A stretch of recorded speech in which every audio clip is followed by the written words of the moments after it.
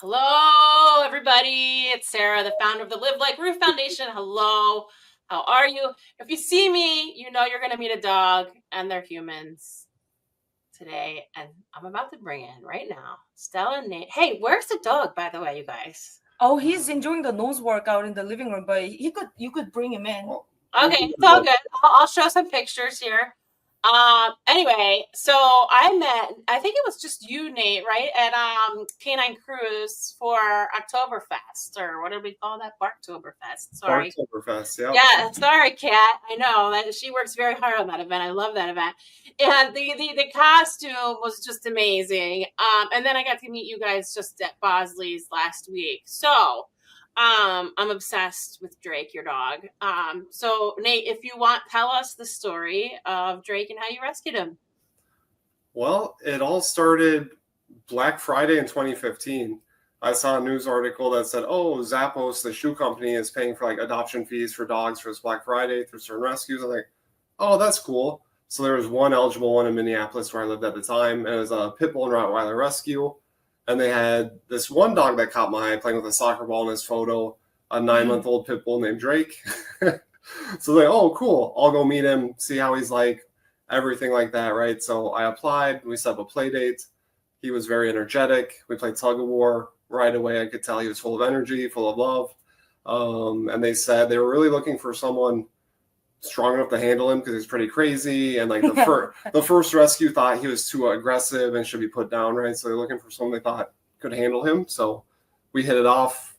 I was a little worried. He could jump pretty tall. I was like, hey, I'm a little concerned. I only have a 4-foot fence. Do you think he can escape the yard? They said, oh no, he's never jumped a fence before. Don't worry. I was like, perfect. So beginning of December, like December 2nd or 3rd, he showed up. It was great. He loved the house. He loved everything. First afternoon, I go look in the yard for him after about letting him out for 30 seconds to get my coat on, and he's gone. It's like, well, he can jump a fence, right? So he wasn't too far. He was hanging out, and I had no idea how he did it.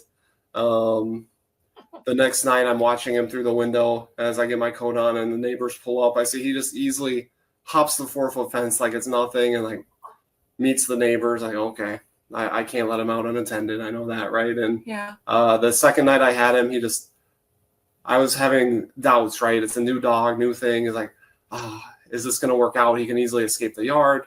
But the second night, he just cuddled me right on my chest. I was like, okay, we'll make it work. We'll figure it out. And ever since then, he's been a little ball of joy until he met Stella a little bit after that. So yeah.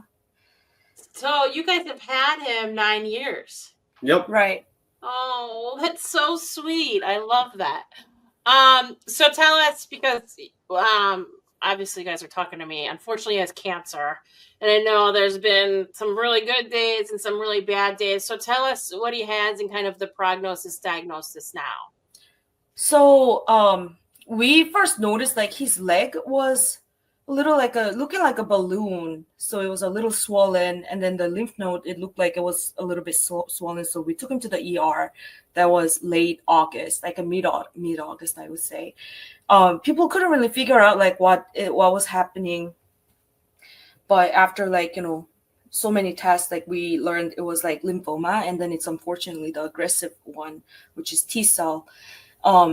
At the time, I think we got the official diagnosis back in September, and the oncologist told us like he will probably only have like a few months. But we had a really good like outlook.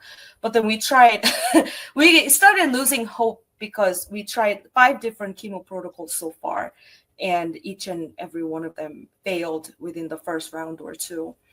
Right now he's on his 5th. We didn't like stop giving him that, but we have an appointment this Thursday to discuss hospice options, which is difficult. Oh my God, I'm like, I can't talk.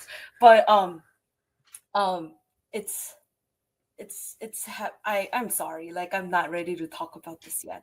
But I guess back in like early November, I think November 5th, the oncologist told us Drake probably has only a few weeks. So we invited like friends and family like over the country to meet him, say goodbye. It was a lot of tears and also joy, like, just celebrating Drake's life kind of early on, but he's still alive with us, so it's a little bit easier than him gone. But yeah, we've been doing a lot of photo shoots. Thanks to Live Like Rue, we did like a photo shoot of him, and I guess some fun stuff like at Bosley's and stuff. But yeah, I'm not sure like how long he will have. I think it's a miracle that he's alive right now, but we're trying to like give him the end of life support for the next few weeks and then see how that goes.